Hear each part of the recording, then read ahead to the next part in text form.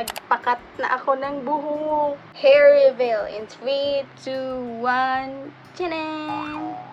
2, 1. At ang gaan sa pakiramdam. I love it. Ano short hair si auntie?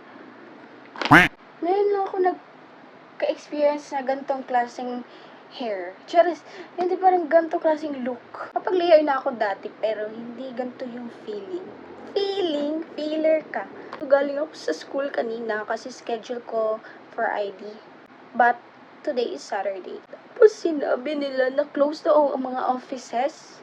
So, ano silbi ng schedule ko, te? Guys, ninakaw ko dun sa amin.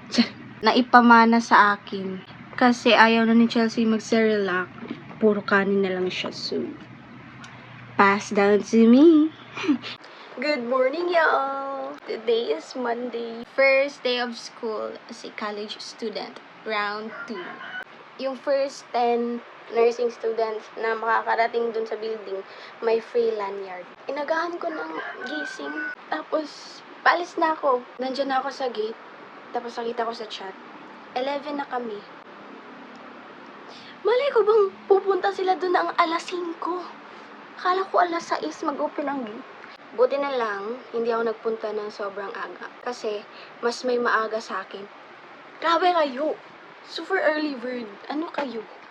My fit for today. Dapat mabango kayo sa first day of school. Sa first day lang. Tara na. Tara na, Jo. Tama ka na. Huy, alam ko na. Bakit yun nangyari? Kasi kung umalis na ako, naiwan ko siya. Bahala na yung free lanyard. Kaysa heat stroke ako doon.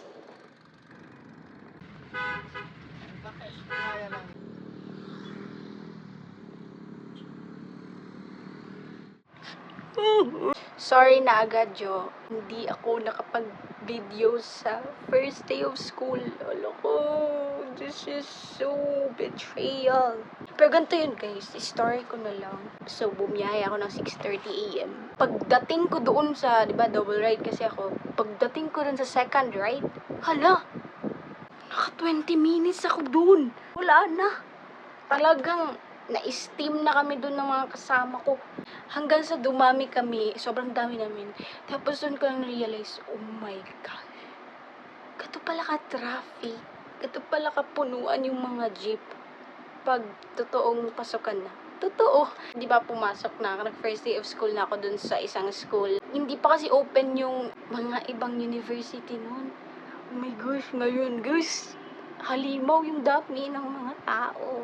Binigyan kami ng loot bags and passport. Nag-first day of school talaga ako. Hindi ko lang talaga nag-vlog. Okay lang yan. Naano lang ako.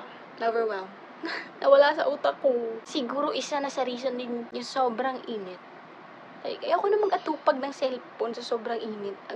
Ang inatupag ko na lang, mini fan pati panyo ko. Kasi ganito yun. Makit na kami sa 3rd floor orientation. And yung nag-o-orient sa amin, mga seniors namin, nag-activities pa kami doon sa roof. Campus tour. Ang nakuha ko sa campus tour, sandamakmak na pawis. Charit. Nice siya. Nice yung nila, mga buildings, mga surroundings. Ang ganda ng nature doon. Nature. After that, nag-go ako sa ID. May ID na ako, guys. Hindi ko pa nasusuot yung ID ko. Simula nakuha ko kanina. Hindi ko kasi siya nasuot. Like start of the day. Kasi nakuha ko siya mga 12 na. Sabi ko, uy, parang kalahati na ng huwag na natin suotin. Okay na to. Pwede lang naman maglakad-lakad dyan ng wala ID. Diba? Din guys, murag, ba?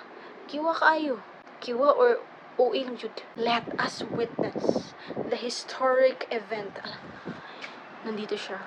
Yung picture ko, wala na, never mind. 1, 2, 3. We need a good lighting.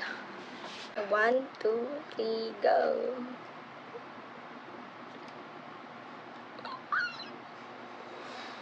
Oh, Lord, totoo ba to, Lord? Thank you, Lord. Ano ba yan? Nag-ID pero hindi naman makita yung ubos di ay ka, uy. Ano ba? Red school. Yung mukha ng babae, te. Face card never declined. Laka, ikaw masyado ka na talaga, ha? Kumain ka doon. Gutom na yan. Kakain mo na ako. Gutom na talaga ako. Second day ko na, guys.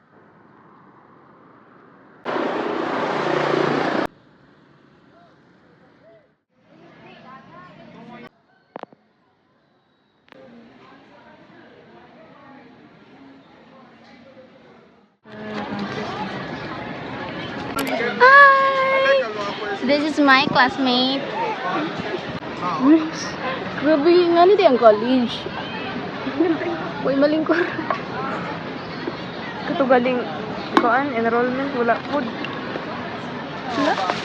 Enrollment, gamay ra kayo ang kuan. Ikaw, magkiyasa daw yun?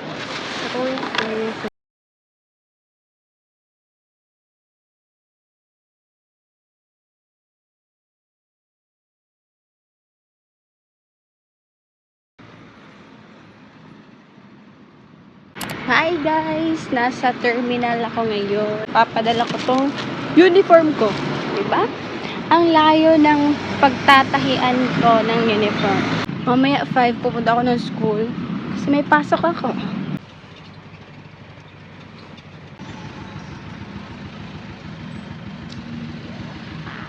Kanina papunta na sana ako sa school. Buti na lang, hindi pa ako nakalagpas dun sa basta, nag-chat na hindi daw magmi-meet yung prof namin. So, wala kami ngayong whole day. Mag-i-store na ako sa nangyari ng first day. Pati second day. Kumakain ako ngayon ng buldak. I miss Glyza. 2:30 p.m. may ano kami, biochem. May dala akong kasama. Pumasok na kami sa room 304. Tapos, mga ilang minutes, na ano kami, nasa naman sila? Tapos nagbibiruan kami, chat nyo daw sila, saan na kayo guys? Nandito na kami, nag-a-attendance na. Tapos yung isa namin kasama, naisipan niya, tignan yung sked. Pagtingin niya, room 305 pala kami. Tinignan ko yung katabing room na 305. Nandun ang daming students with teacher. Sa uwian, nag-jeep ako papuntang town. Pagpunta ko sa town, another, ride na naman kasi ako. Pagpunta ko sa paradahan, grabe, ang taas ng pila. Mga 4 na bahay. And then, meron yung jeep na nag-i-striker. Dumaan siya sa amin. May isang auntie na, yun yung parang nasenyasan nung conductor dun sa jeep na yun. Ginanon siya. Tapos bigla siya, uy, alina kayo. Siyempre kami, nag-follow na din kami yung iba sa amin. Kami kasi yung pinakadulo sa line. Nakitakbo ako. Nakakatawa kasi merong parang foreigner. Hindi siya foreigner, pero parang hindi siya taga Zamboanga. Dumaan kami lahat sa kanya, nagtatakbuhan. Tapos siya, as in, ganito siya. Oh. Sabi niya po, gumanon siya. As in, gumanon siya talaga. Akala niya ano nang nangyari. Yung si auntie na nagpasimuno nung ganun, nakaharap ko siya. Hindi ko pa nalaman na anak niya pala yung lalaki na katabi niya kasi gumanon siya, sandal siya. Tapos, klaro naman na anak niya. Tapos, naka-ID, same school ko. Tapos, yung estudyante pala na yun, nasa harap ko, classmate ko. May ganito siya sa lanyard niya. Binigay to ng isa naming classmate sa amin. Nagpaplano akong sabihin na, uy, classmate, ganun. Hindi familiar yung mukha niya sa akin. Pero alam kong classmate ko talaga siya. May nangyaring nakakatawa sa jeep. Nagka-eye to eye kami ng nanay niya. Bigla ko na lang sininyasan yung nanay niya na classmate po kami. Nag-smile yung nanay. Sabi niya, huy, classmate daw kayo. Classmate. Sabi ng classmate ko, nagpasok ka kanina 2:30? Sabi ko, oo. Alam niyo, anong ginawa ni auntie? Ay, pwede pahingi ng number mo? Kasi para may matanungan ako. Lesson learned. Huwag na bumoys out. Kahapon, second day. May yell kami guys para sa August 11. Go the practice. Siyempre kami, go naman din kami kasi vacant namin. Akala ko mag-yell lang. Hala ko may kasama man yung action sa ganan. Wala pa yung nag-start. Akala ko attendance lang yun. Nilista yung mga pangalan namin.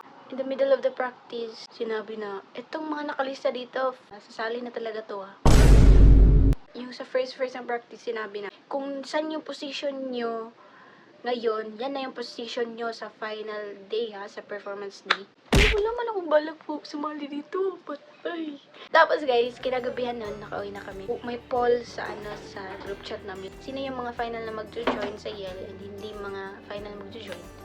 So, syempre ako guys, nag-won't join ako.